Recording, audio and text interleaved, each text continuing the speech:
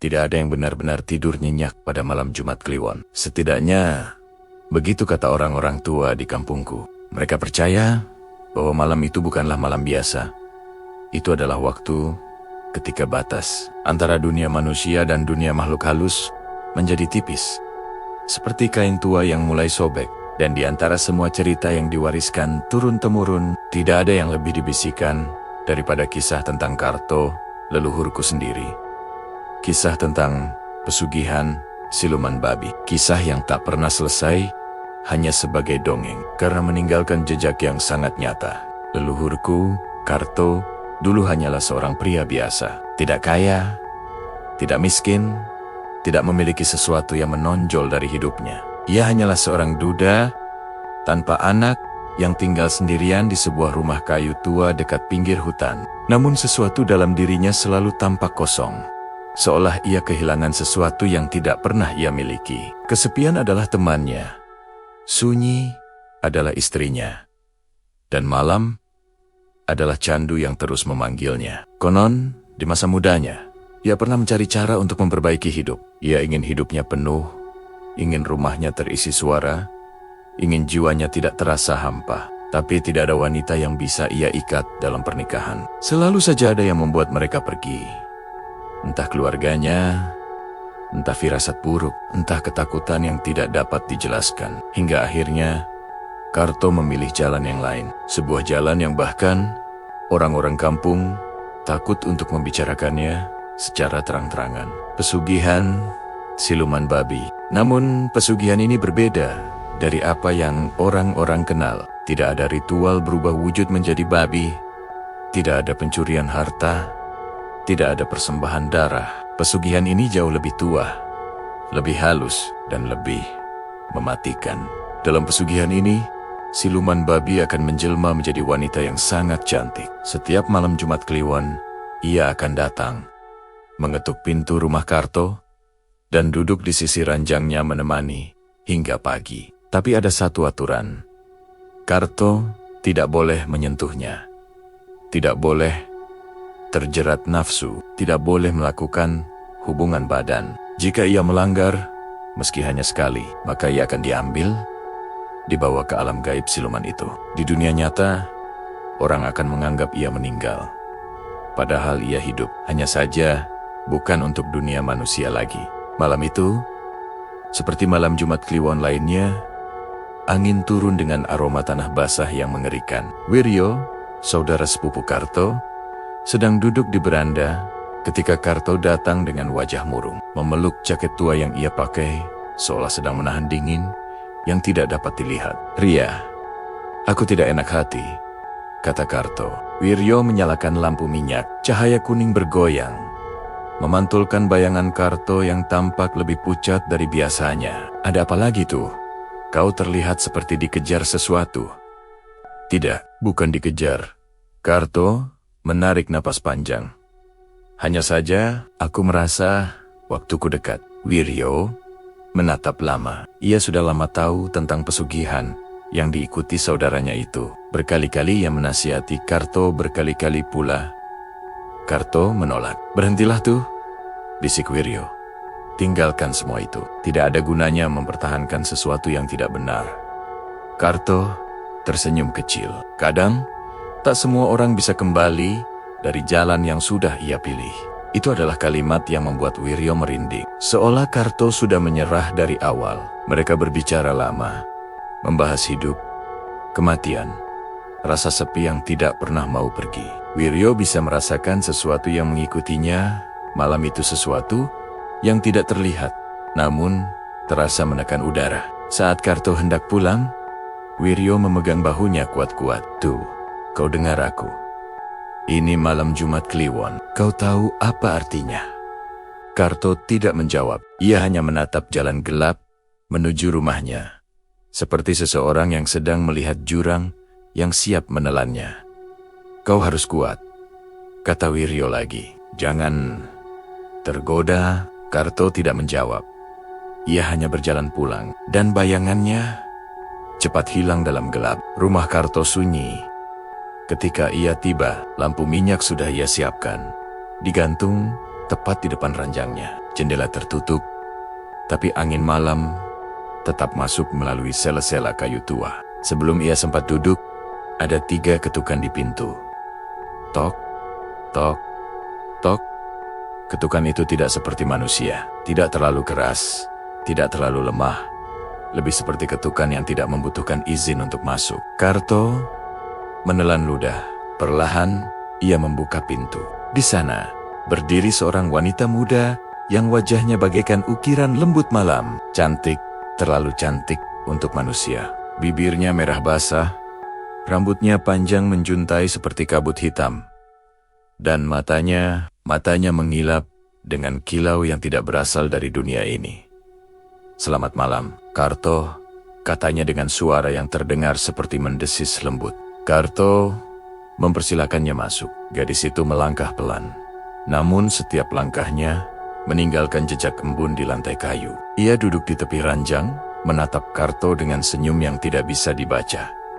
"Kau terlihat lelah," katanya. Karto tidak menjawab. Ia tahu bahwa berbicara terlalu banyak hanya akan memperburuk dorongan yang ia lawan. Setiap malam Jumat Kliwon, siluman itu mendekat. Nafasnya dingin, aroma tubuhnya seperti bunga yang baru dipetik dari kuburan yang basah. "Kau tidak ingin ditemani malam ini?" Karto memalingkan wajah, tangannya gemetar. "Kau tahu aturannya, ah?" Gadis itu tersenyum lebih lebar. "Tentu saja, tapi aku hanya ingin dekat, tidak lebih." Ia bersandar, meletakkan kepalanya di bahu Karto. Hawa tubuhnya bukan hangat, tetapi dingin yang merayap hingga ke sumsum tulang. Diam-diam, Karto tahu bahwa malam itu berbeda. Tatapan siluman itu lebih tajam. Senyumnya lebih gelap, seolah ia tidak hanya datang untuk ditemani, tetapi untuk menagih sesuatu yang sudah terlalu lama tertunda. Di luar rumah, suara babi hutan terdengar memekik, diikuti oleh suara sesuatu yang berlari, berputar, mengelilingi rumah, seolah ada kawanan makhluk yang menunggu di luar, menunggu tanda, menunggu keputusan. Karto menutup mata, menahan seluruh tubuhnya agar tidak bergerak. Dan malam itu terasa jauh lebih panjang dari sebelumnya. Keesokan paginya, matahari baru saja naik ketika suara teriakan pecah dari rumah Karto. Tetangga berlari. Ada yang menutup mulut, ada yang mengucap istighfar, ada pula yang langsung menangis. Karto ditemukan terbaring di ranjang. Tidak ada luka, tidak ada tanda bahwa ia berjuang atau menahan sakit. Ia hanya tidur. Tapi dingin tubuhnya mengatakan sebaliknya. Di kamar itu, ada sesajen berserakan. Bunga kenanga, kemenyan yang sudah padam sendiri, dan mangkuk kecil berisi air yang tampak mengering, seperti dihirup sesuatu semalaman. "Ini pasti pesugihan," bisik seseorang. Dia tumbal. Tidak. Ini pesugihan babi. Aku pernah dengar." Bisik-bisik itu semakin ramai. Namun Wiryo hanya berdiri mematung. Matanya kosong. Ia tahu sesuatu yang orang lain tidak tahu. Ia tahu bahwa Karto sudah lama berada di tepi jurang, dan malam itu ia jatuh. Jenazah Karto dimakamkan sebelum matahari sore turun. Orang-orang kembali ke rumah mereka, meninggalkan tanah merah yang masih basah. Namun, malam itu tidak ada yang benar-benar selesai. Pada malam setelah pemakaman, Wiryo tertidur dengan perasaan yang tidak menentu.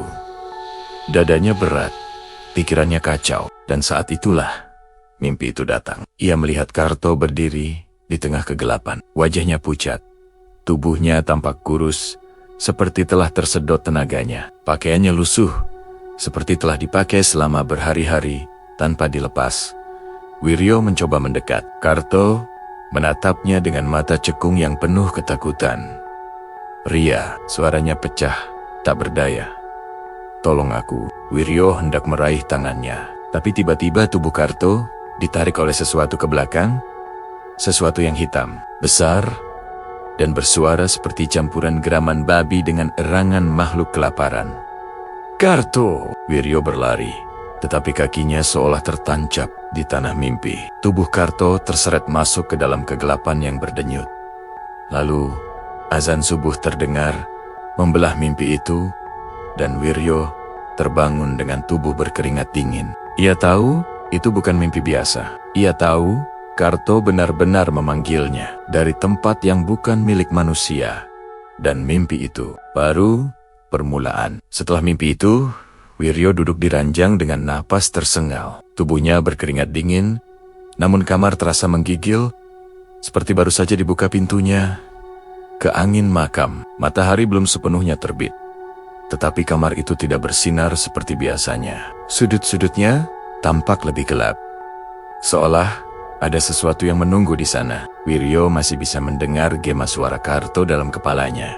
"Ria, tolong aku." Itu bukan suara mimpi. Itu suara orang yang benar-benar meminta pertolongan dari tempat jauh. Tempat yang tak seharusnya dijangkau manusia. Ia turun dari ranjang, berjalan menuju kamar mandi. Namun ketika ia melihat bercermin, ia terdiam. Di belakangnya, tepat di sudut kamar, ada bayangan. Bayangan itu bukan bayangan benda, bukan bayangan dirinya. Itu bayangan seseorang berdiri. Seseorang dengan kepala tertunduk dan rambut panjang menutupi wajah. Wiryo memejamkan mata sejenak. Ketika ia membuka kembali, bayangan itu hilang. Namun hatinya sudah tahu, rumahnya tidak lagi kosong. Hari itu Wiryo berusaha menjalani hari seperti biasa. Ia bekerja di kebun, menimba air, membersihkan halaman. Namun setiap ia berhenti sejenak, ia merasakan sesuatu mengawasinya. Bukan mata manusia, bukan tatapan binatang. Ini tatapan dari sesuatu yang jauh lebih tua. Saat ia menjemur pakaian, sehelai kain tiba-tiba jatuh tepat di kakinya. Ketika ia membungkuk, ia melihat jejak kaki kecil seperti telapak bayi di tanah. Jejak itu mengarah ke kolong rumah. Jejak itu basah, seperti baru keluar dari lumpur. Astagfirullah, Wirya mundur. Tapi saat ia menyingkap kain itu untuk memastikan jejak itu sudah hilang, tanah kembali rata, kering, dan tidak ada bekas apapun. Namun malamnya, saat ia hendak tidur, suara itu datang. Tok, tok, tok, tok. Suara ketukan pintu, pelan, teratur. Persis seperti cara siluman itu mengetuk pintu rumah Karto. Wiryo menahan napas. Suara ketukan itu muncul lagi. Tok, tok, tok. Bukan suara angin. Bukan suara kayu memuai. Ini suara seseorang. Tapi siapa? Dengan gemetar, ia berjalan ke arah pintu. Tangannya hampir menyentuh pegangan ketika suara lain menyusul. Ya, ia langsung mematung. Itu suara Karto. Lemah, terseduh-seduh, seolah datang dari balik pintu yang mengarah ke kegelapan. "Ria, tolong, buka, aku dingin." Wiryo memundurkan kaki. Tidak, itu tidak mungkin. Karto sudah dikubur. Orang mati tidak mengetuk pintu, orang mati tidak bicara. "Ria, jangan tinggalkan aku sendiri." Suara itu berubah semakin serak, semakin jauh, semakin dalam, seakan berasal dari tempat yang tidak memiliki dasar. Wiryo tidak membuka pintu malam itu. Namun meski ia menutup telinganya dengan bantal, suara itu tetap terdengar. Dan ketika ia tertidur, ia bermimpi lagi. Kali ini bukan kegelapan yang ia lihat. Ia berada di tengah sebuah hutan yang asing. Hutan itu sunyi. Tidak ada angin, tidak ada dedaunan bergerak. Pohon-pohon berdiri tinggi dan kurus, seperti tulang-tulang raksasa. Tanahnya basah berlendir, bau amis bercampur lumpur, menyengat hidung. "Karto!" teriak Wiryo. Suaranya bergema, namun tanpa gema kembali. Ia berjalan menyusuri hutan, setiap langkahnya mengeluarkan suara ceplok seperti menginjak daging basah. Daun-daun di bawah kakinya hancur, seperti kulit tua. Tiba-tiba terdengar erangan pelan dari balik semak belukar. Wiryo menahan napas. Ia mengintip ke arah suara itu. Ada seekor babi hutan besar, sedang mencakar tanah. Namun tubuhnya tidak normal. Kakinya terlalu panjang, tulangnya terlihat menonjol keluar kulit. Mulutnya berbusa, dan mata hitamnya menatap lurus ke arah Wiryo. Namun yang membuatnya hampir muntah adalah, dari punggung babi itu, ada lengan manusia yang mencuat keluar, bergerak-gerak seperti meminta tolong. Karto? Karto? Suara itu terdengar samar dari dalam perut hewan itu. Wiryo tersentak. Babi itu menatapnya, lalu mengeluarkan suara geraman panjang yang terdengar seperti tangisan manusia. Dan dari balik pohon-pohon lain, puluhan pasang mata merah mulai muncul. Wiryo berlari. Ia tidak tahu kemana, hanya berlari sejauh yang ia bisa. Namun tanah hutan itu mengembang seperti lumpur hidup, menelan kakinya sedikit demi sedikit. Lalu, di kejauhan, ia mendengar suara langkah seseorang. Tak, tak, tak. Suara kaki telanjang yang berlari kecil. Aroma bunga kenanga dan kemenyan menyebar. Dari balik asap tipis, sosok wanita cantik itu muncul. Wanita yang sama, yang selalu menemani Karto. Ia tersenyum. Bibirnya tampak terlalu lebar untuk wajah manusia. Kau mencarinya, Wiryo? Wiryo hendak berbalik, namun tanah tiba-tiba menahan kedua kakinya. Wanita itu mendekat. Rambutnya bergerak sendiri seperti hidup. Senyumnya membesar, memperlihatkan deretan gigi kecil namun tajam. Dia sudah menjadi milikku. Ia membisikkan kata-kata itu tepat ke telinga Wiryo. Tepat saat ia hendak menyentuh Wiryo, suara azan kembali menggema, dan dunia mimpi runtuh seperti kaca pecah. Wiryo terbangun sambil teriak. Napasnya tersengal, tenggorokannya kering, bajunya basah oleh keringat dingin. Namun yang membuatnya membeku adalah di lantai kamar ada jejak lumpur basah. Jejak kaki wanita menuju pintu, lalu menghilang. Keesokan harinya, Wiryo memutuskan pergi ke rumah seorang dukun tua bernama Mbah Samin. Ia sudah lama tidak mengunjungi mbah itu, namun hanya dia yang mungkin tahu apa yang harus dilakukan. Saat Wiryo menjelaskan semuanya, wajah Mbah Samin perlahan berubah pucat. Tangannya yang biasanya gemetar karena usia, kini gemetar karena ketakutan. Wah, kau tidak seharusnya datang padaku, kata Mbah Samin.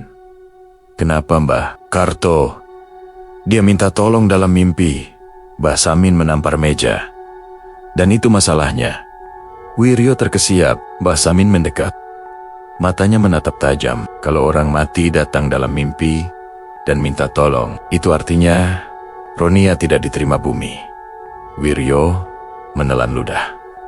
Lalu, dia di mana? Mbah Samin menarik napas panjang. Suaranya bergetar. Dia tidak benar-benar mati. Jiwanya tersesat di alam siluman itu. Dan kau sudah terhubung dengannya sekarang. Terhubung? Bagaimana maksudnya? Setiap mimpi yang kau lihat, setiap bayangan yang kau dengar, adalah panggilan. Dan panggilan seperti itu tidak pernah datang sendirian. Mbah Samin menatap keluar jendela. Siluman itu pasti sudah menandaimu juga. Wiryo mematung. Mbah, bisa tolong saya? Bisa putuskan hubungan itu? Namun, Mbah Samin menggeleng cepat. Tidak, saya tidak sekuat itu. Yang bisa menolongmu hanya satu cara. Cara apa? Tanya Wiryo. Aku tidak akan mengatakannya. Bah, Wiryo memukul meja. Mbah Samin akhirnya berbisik. Suaranya sangat lirih. Satu-satunya cara adalah kau harus masuk ke dunia mereka. Ke dunia tempat Karto di bawah. Wiryo langsung pucat. Itu mustahil. Memang, kata Mbah Samin. Dan kebanyakan yang masuk tidak pernah kembali. Namun sebelum Wiryo sempat bertanya lebih jauh, Mbah Samin menutup matanya dan berkata, pergilah sebelum sesuatu mengikuti jejakmu kemari. Saat Wiryo menoleh ke pintu, ia melihat bayangan wanita berambut panjang berdiri di kejauhan. Di bawah pohon beringin, senyumnya terlihat meski dari jauh. Malam itu, Wiryo tidak bisa tidur. Ia tahu siluman itu semakin dekat. Setiap kali ia memejamkan mata, ia merasa ada tangan yang menyentuh pundaknya. Setiap kali ia menoleh, ia melihat rambut panjang melintas di ujung penglihatan, dan tepat tengah malam, suara itu muncul lagi. Tok, tok, tok. Wiryo memegang dadanya. Jangan buka, ia berkata pada dirinya sendiri. Namun ketukan itu berubah menjadi suara lain. Krik, krik, suara kuku menggores pintu. Panjang, dalam, Lalu suara itu mulai turun, menggores lantai, berjalan memutari rumah, kembali ke pintu, lalu berhenti, tepat di depan kamar Wiryo. Sunyi. Lalu, tok, tok, tok. Wiryo menutup telinganya. Kemudian, terdengar suara napas tepat di belakangnya. Pelan, dingin, dekat sekali. Wiryo, itu suara wanita. Wiryo terpaku. Ia tidak berani menoleh. Namun dari kaca jendela, ia melihat pantulan wajah wanita itu di belakangnya. Wajah cantik, mata hitam, mirip lubang tak berdasar, senyum menganga yang memperlihatkan gigi-gigi tajam. Giliranmu, sebentar lagi. Malam itu, setelah mimpi yang mengguncang jiwanya, Wiryo tidak bisa tidur. Cahaya lampu temaram memantul di dinding rumahnya, membuat bayangan-bayangan panjang bergerak seperti makhluk halus yang sedang mengintip dari celah lantai. Angin dari selapapan merayap dingin, seolah sengaja menyentuh tengkuknya. Dia duduk bersandar di kursi kayu, tangan gemetar sambil memegang tasbih. Namun pikirannya bukan pada doa melainkan pada wajah Karto yang datang menemuinya dalam mimpi. Pucat, menyusut, mata cekung seperti ditarik ke dalam tengkorak, dan suara lirihnya yang terus terngiang. "Ria, tolong aku belum mati."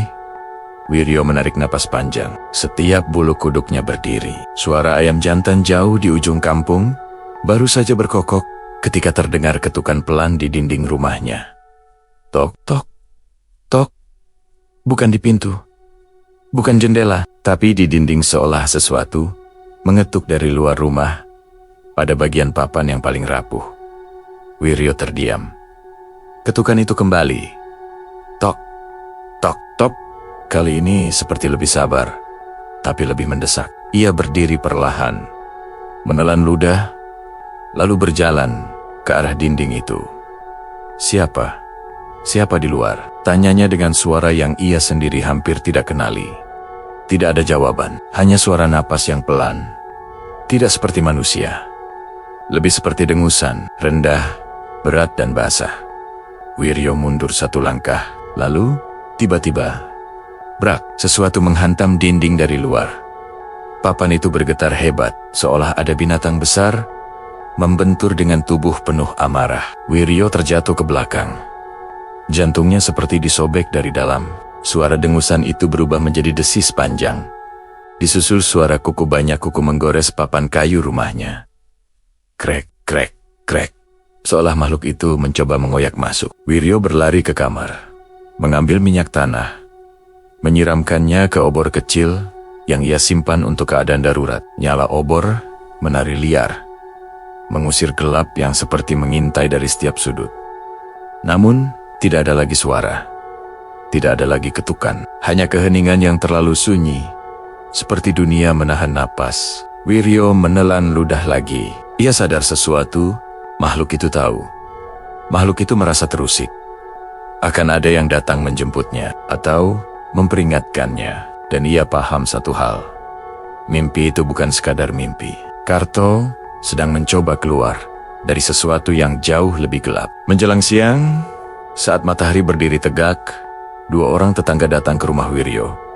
Keduanya tampak duduk gelisah di beranda, seperti hendak menyampaikan sesuatu yang menakutkan.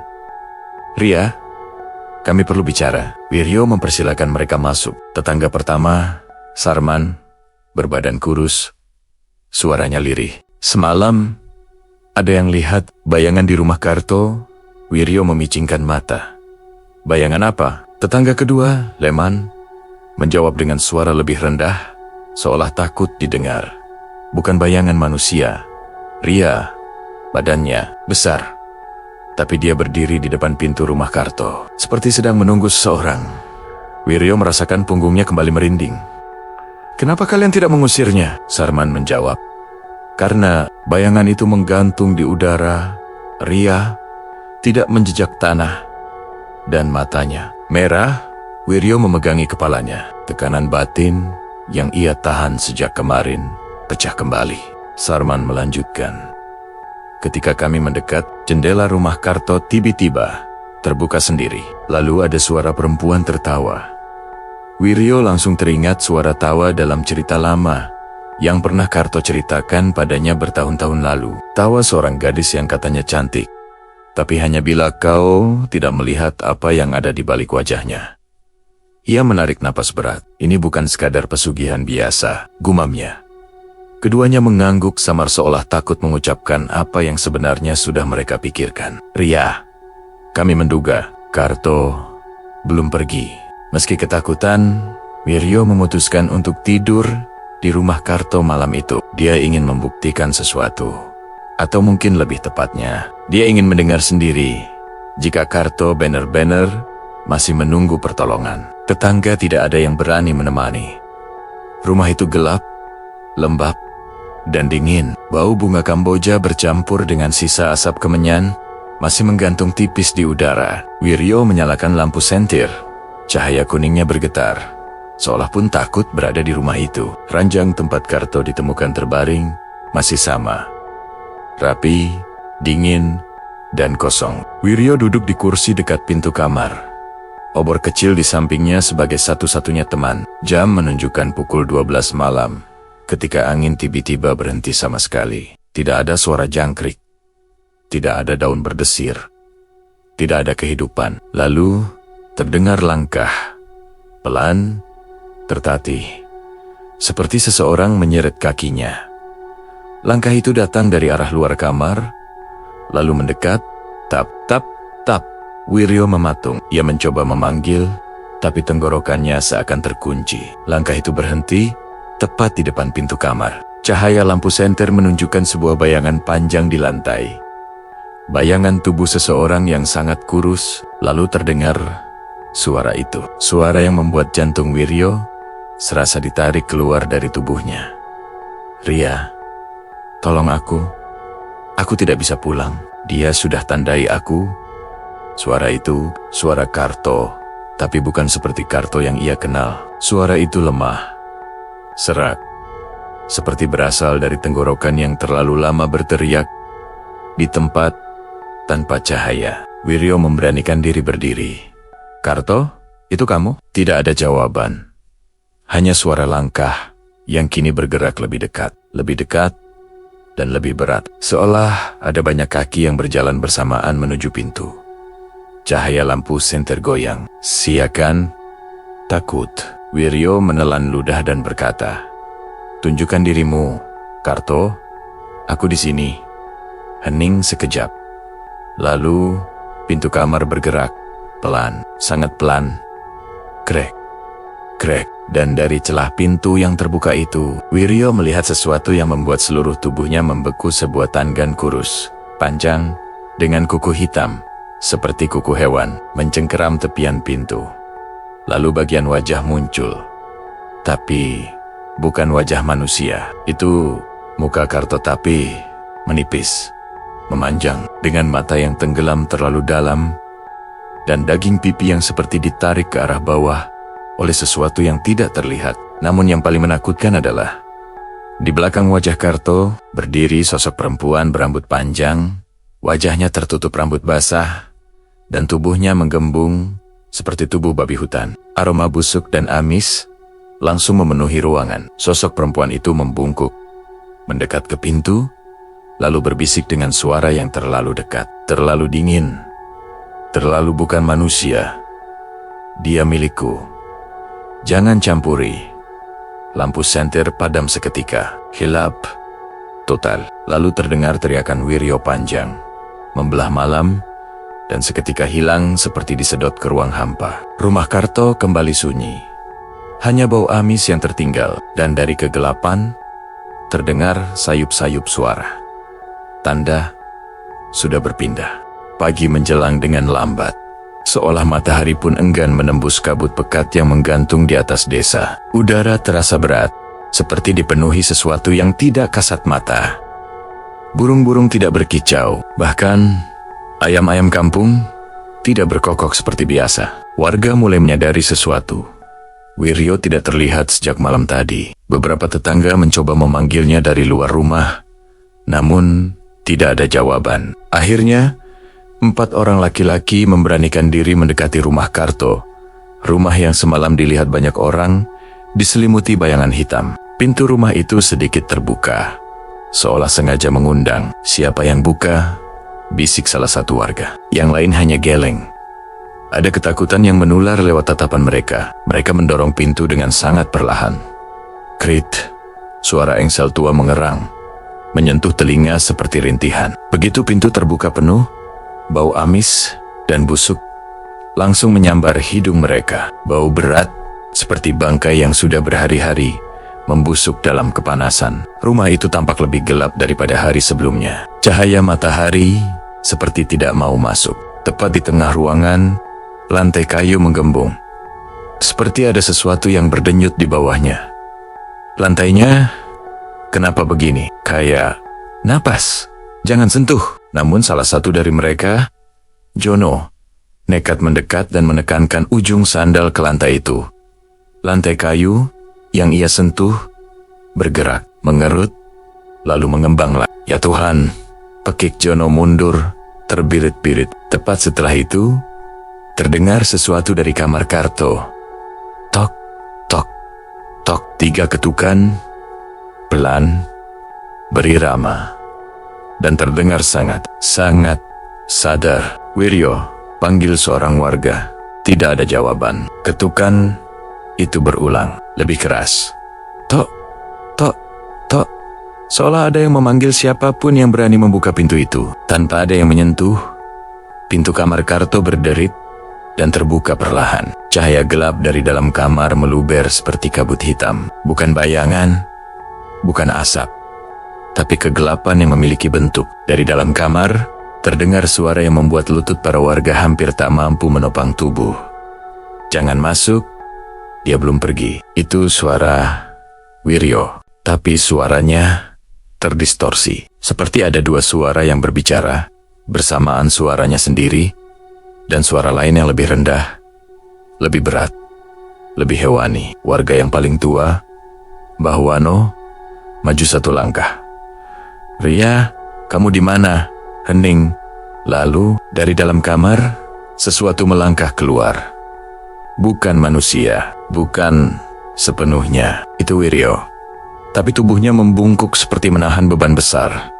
Kulit wajahnya pucat kehijauan, matanya cekung, dan irisnya memerah samar. Di bagian tengkuknya terdapat luka lebam, melingkar seperti gigitan besar makhluk yang memiliki rahang panjang. Tapi yang paling ngeri adalah, di belakang Wiryo ada bayangan perempuan dengan tubuh babi hutan membesar, bernafas berat, mengeluarkan dengusan basah. Bayangan itu berdiri tepat menempel di punggung Wiryo, seperti parasit gelap yang mengendalikan tubuhnya. Warga terpaku. Tidak ada yang mampu bergerak. Wiryo atau sesuatu yang menguasai dirinya mengangkat kepala pelan. Kalian tak boleh memutus perjanjian. Dia sudah menandai. Bayangan perempuan berkepala rambut panjang itu maju setengah langkah. Kuku-kuku panjangnya menyentuh lantai kayu, membuat suara krek, krek, krek, krek. Salah satu warga berteriak dan lari keluar. Lainnya menyusul, saling dorong, saling sikut. Tidak peduli mereka jatuh atau menabrak perabotan. Semua melarikan diri meninggalkan rumah itu. Namun, saat mereka sudah di luar pagar, Wiryo berdiri di ambang pintu. Tubuhnya kaku seperti mayat. Ia membuka mulutnya lebar-lebar, terlalu lebar untuk manusia, dan suara yang keluar hanyalah tandanya sudah pindah. Dan setelah tanda itu melekat, keturunannya akan dicari. Sampai generasi terakhir. Pintu rumah menutup dengan hentakan keras. Kabar kejadian itu menyebar cepat. Warga gemetar ketakutan. Nama Karto kembali disebut-sebut dan kini nama Wiryo ikut terbawa. Beberapa orang mulai mengingat cerita pesugihan yang diturunkan dari generasi ke generasi. Siluman babi adalah siluman penjaga kekayaan. Ia tak butuh tumbal darah. Yang ia butuhkan adalah pendampingan, sentuhan, dan keinginan tersembunyi manusia. Jika seseorang menyentuhnya, sengaja atau tidak, maka roh manusia itu akan dibawa ke alamnya. Namun tubuhnya di dunia akan tampak seperti mati biasa. Dan yang paling menakutkan, Jika seseorang yang ditandai berusaha keluar atau ditolong manusia lain, maka tanda itu bisa berpindah pada orang yang menolong. Warga mulai gelisah. Mereka menyimpulkan satu hal yang membuat seluruh desa merinding. Wiryo telah mengambil alih tanda Karto, dan kini ia menjadi sasaran siluman babi. Malam tiba dengan cepat, seolah matahari sengaja ditarik turun oleh sesuatu yang lebih kuat. Rumah Wiryo kini dijaga beberapa warga yang nekat, namun mereka hanya berani mengawasi dari kejauhan. Namun tepat pukul 1 malam, tanah di halaman rumah Wiryo bergetar. Bukan gempa, getarannya teratur, seperti hentakan kaki raksasa yang berjalan di bawah tanah. Duk, duk, duk. Rumah Wiryo mengeluarkan suara aneh, krek, krek, seolah papan-papan kayunya ditarik dari arah dalam rumah. Dari atap, muncul asap hitam. Dari sela lantai, keluar aroma busuk bercampur kemenyan. Dari jendela, rambut panjang hitam mulai menjuntai. Warga menatap dengan tubuh gemetar. Dan tepat saat semua mata tertuju pada rumah itu, suara Wiryo terdengar dari dalam rumah, berteriak keras, memekakkan telinga. "Jangan biarkan, dia membawaku. Jangan biarkan." Lalu terdengar suara sesuatu diseret keras ke lantai. Lalu, sunyi. Saat fajar muncul, warga memberanikan diri mendekat. Rumah Wiryo masih utuh. Tidak ada kerusakan besar. Hanya lantai-lantainya yang kini retak, seperti diremukkan dari dalam. Mereka memasuki rumah perlahan. Dan di tengah lantai, tidak ada Wiryo. Hanya sebuah jejak besar. Jejak kuku seperti milik babi hutan namun panjang. Berjumlah 4, terbenam dalam kayu lantai. Dan di samping jejak itu, ada sesuatu yang lebih membuat bulu kuduk berdiri. Tasbih Wiryo tergeletak, putus. Dengan 3 helai rambut panjang hitam, melilit di antara maniknya. Warga membisu. Lalu seseorang berkata, "Tanda itu sekarang hilang. Dia sudah dibawa."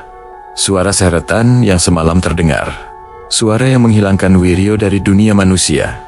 Ternyata bukan akhir. Ketika kesadaran Wiryo kembali, ia mendapati dirinya berada dalam kegelapan pekat, seperti berada di dasar bumi tanpa cahaya. Napasnya berat, tubuhnya dingin, dan ia menahan debar jantung yang terasa tak wajar. Di sekelilingnya terdengar suara ratusan langkah kecil, ratusan dengusan, dan tawa perempuan yang menggema jauh, namun terasa dekat di telinganya. "Kau sudah menjadi milik kami." Suara itu datang dari segala arah. Dalam gelap itu, Wiryo terjerembab di tanah berlumpur. Tanah yang basah oleh sesuatu yang tidak ingin ia ketahui. Ia berusaha bangkit. Namun rantai halus seperti akar-akar hitam membelit kakinya. Lalu cahaya samar menyala di depan. Cahaya itu menampakkan lorong panjang yang dindingnya memanjang seperti terbuat dari daging, berdenyut pelan, mengeluarkan aroma amis bercampur bau tanah. Di ujung lorong itu terdapat sosok Karto.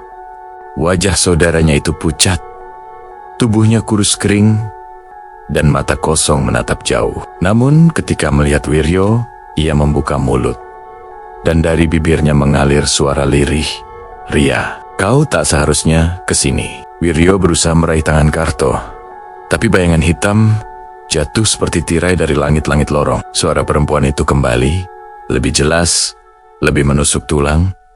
"Kau datang menjemput. Berarti kau memilih janjinya.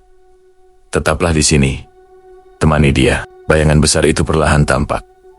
Perempuan berambut panjang, kulit seperti babi hutan, gigi melengkung keluar, mata merah, berdenyut seperti bara. Siluman babi, tubuhnya membesar, memenuhi lorong, dan kuku panjangnya menyeret tanah, menimbulkan suara mengerikan. Wiryo nyaris tak bisa bernapas. Namun tepat saat siluman itu hendak meraih kepalanya, cahaya putih meledak, cahaya besar memancar dari saku bajunya. Itu tasbih Wiryo yang terkoyak, yang kemarin tertinggal, tapi kini memancarkan cahaya menyilaukan, seolah diterangi kekuatan luar biasa yang bukan dari dunia manusia. Cahaya itu membentuk lingkaran di sekitar Wiryo dan Karto. Siluman babi menjerit jeritan panjang yang memekakkan telinga, membuat dinding lorong bergetar, dan runtuh di beberapa bagian. Tanda itu milikku. Tidak ada yang boleh melepasnya. Namun cahaya tasbih itu justru makin terang, seperti api suci yang membakar kegelapan dari dalam. Akar hitam yang membelit kaki Wiryo hancur menjadi debu. Karto menutup mata. Tubuhnya bergetar hebat. Lalu suara berat menggema. Bukan milikmu. Suara itu bukan suara manusia. Bukan suara siluman. Tapi suara yang membuat siluman babi mundur beberapa langkah. Suara itu datang dari bayangan lain di belakang cahaya bayangan tinggi berjubah putih. Wajahnya tak terlihat, tapi seluruh lorong bergetar saat ia melangkah. Bayangan itu mengangkat tangan. Dengan satu gerakan, lorong tempat mereka berada pecah menjadi cahaya putih. Siluman babi mengeluarkan pekikan terakhir sebelum tubuhnya terpecah, lenyap, menguap menjadi kabut hitam yang tersedot ke dalam kegelapan abadi. Wiryo terbangun di lantai rumah Karto. Nafasnya memburu. Tubuhnya penuh lumpur. Namun, ia hidup. Di sekelilingnya, warga desa berkerumun, memanggil-manggil namanya. Saat mereka melihat Wiryo bangun, mereka menjerit lega. "Wiryo, kau selamat." Tetapi Wiryo hanya menatap kosong ke depan. Di tangannya, tasbih yang putus itu kini tersambung kembali, tanpa noda sedikit pun, seolah baru keluar dari tempat suci. Wiryo mencoba berdiri, kakinya goyah, dan saat ia menatap pintu rumah Karto, di sana tidak ada siapapun, hanya angin yang masuk. Tidak ada jejak siluman, tidak ada bau amis, tidak ada kegelapan, hanya kesunyian. Namun sebelum ia keluar dari rumah itu, dari arah kamar terdengar suara lirih yang membuat darahnya kembali membeku. "Terima kasih, Ria, tapi aku tidak ikut kembali." Wiryo memejamkan mata. Air matanya jatuh pelan. Ia tahu suara itu, suara saudaranya, suara Karto. Sejak hari itu, Wiryo hidup dengan tenang. Suasana desa kembali normal. Walau bayangan ketakutan sesekali muncul ketika malam Jumat Kliwon tiba. Namun, Wiryo selamat, tidak lagi ditandai, tidak lagi diburu. Ia menyalahi semua mitos pesugihan, bahwa sekali masuk, tak akan pernah kembali. Namun malam-malam tertentu, ketika ia ingin tidur, ia mendengar suara samar di bawah lantai rumah. Ketukan 3 kali, tok, tok, tok. Dan suara lirih Karto yang kini jauh, jauh dari tempat manusia. "Jangan kembali, Ria. Jangan pernah kembali." Tapi siluman babi itu, ia tidak muncul lagi. Tidak pernah lagi. Namun orang-orang tua di desa berkata, jika satu manusia berhasil lepas dari pesugihan, maka silumannya akan pergi mencari tempat baru dan mencari manusia lain yang hatinya mulai tergoda, dan legenda itu terus hidup. Namun Wiryo tetap selamat. Ia menjadi satu-satunya orang yang berhasil kembali dari alam gaib siluman babi tanpa membawa tanda apapun. Meski ia tahu beberapa pintu yang pernah terbuka tidak akan pernah tertutup sepenuhnya.